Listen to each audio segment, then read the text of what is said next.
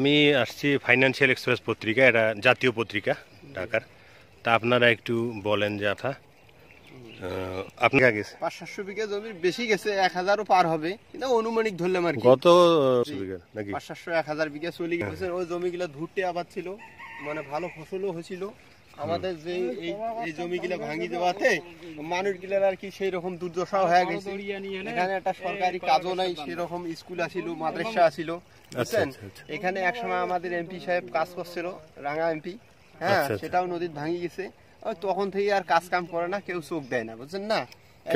আমাদের নতুন সরকার যেহেতু হয়েছে, আমাদের নতুন সরকার হিসেবে যেটা আর কি করার দায়িত্ব, সেটা যদি আসি করতো, এখানে একটা মনে করেন যে সুবিধা হইতো না। আপনার পুরা নামটা কি? না, আমার নাম মোহাম্মদ দুলাল মিয়া। দুলাল মিয়া। আমার শঙ্করদহ বাড়ি, লক্ষ্মীদারি ইউনিয়ন, থানা গঙ্গাছড়া, জেলা রংপুর। তো এটা সরকারের প্রতি আপনাদের এটা